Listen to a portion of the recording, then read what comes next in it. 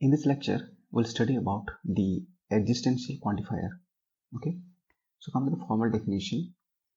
The existential quantifier guarantees that the quantified predicate applies to at least one of the members of the universe of discourse. So, in the previous class, we studied about the universal quantifier, uh, which which applies to all the members of the universe of discourse.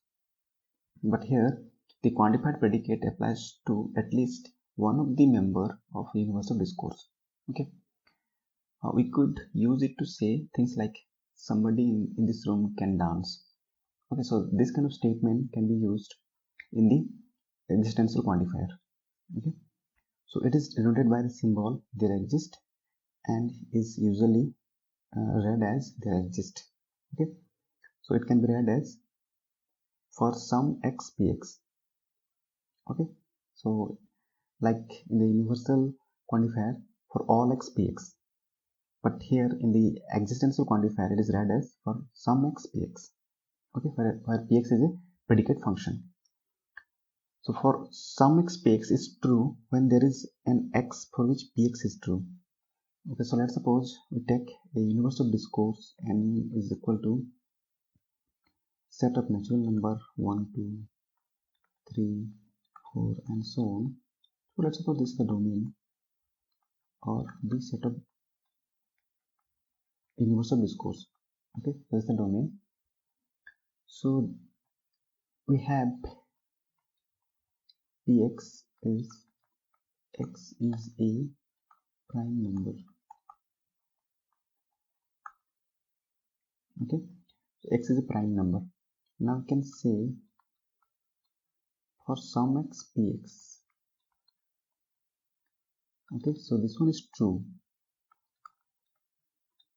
because at this point says that for some x px is true when there is an x for which px is true.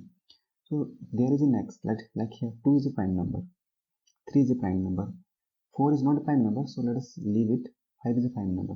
So we have at least one x that is a prime number. Hence this for some x px is true because there are some natural number which is prime number. Hence this particular existential quantifier for some x px is true. Okay, now come to for some x px is false for every x. Okay, now when it will be false? Let's suppose you have a predicate function x is a negative number. Okay, so we know that all the natural numbers are non-negative numbers. Okay, so if we have for all x, for some x qx, okay, then this will be false because for some x qx is false for every x.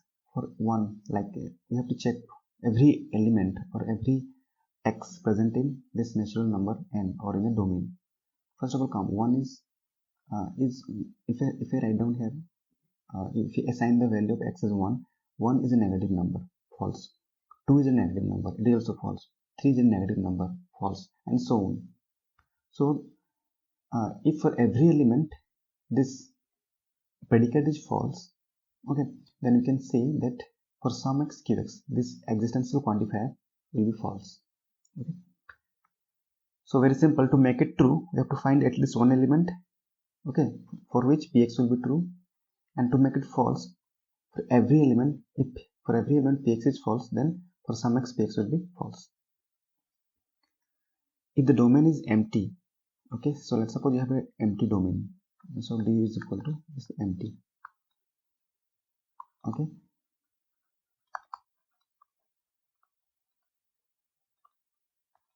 and let's suppose you have one predicate here, x is even number. Okay, x is even number.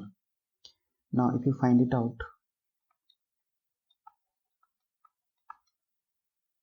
then if the domain is empty, then for some x px is false. Why? It is because there is no x for which px is true. So to make it true, we have at least one element in D or in the domain for which ax will be true. Since there is no element, okay, so that is why we can have for some x px is false. Okay, so it is just the reverse of universal quantifier. Okay, come to some example. Represent the following statement in predicate form: some days are holidays. Okay, so let us represent this one. So let's suppose we have a universal discourse. This one is set of days. Okay, and it also follows domain. Okay, so when you solve this kind of problem, you may write or you may not write this universal discourse, but because it is meaningful, it's already understood if you write or you may not write. Okay, so let us solve this one. So we have a predicate function dx, which can be defined as x is a day. Okay, then another predicate function hx, x is a holiday.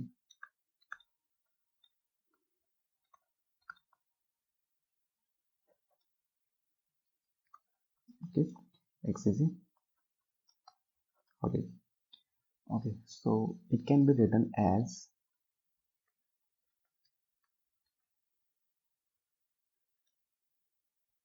we have dx, we have to use here conjunction dx conjunction hx. Okay, so let us use the square bracket here. Yes. Okay, now it can be read as there exists an x. Okay, so it can be also read as there exists, or it can be read as some x, for some x. So there exists an x which is a day, means x is a day, which is a day, and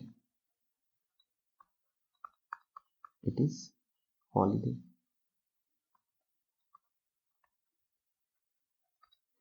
So in this way, this particular statement can be written down in predicate form. Okay. Come to another example. Represent the following statement in predicate form: some persons are greedy. So now onwards, we will not use the universal discourse. We will directly solve this problem. The some persons are greedy. Let's suppose we have a predicate function px. X is a person, and let's suppose you have gx. X is greedy. Okay, so we can have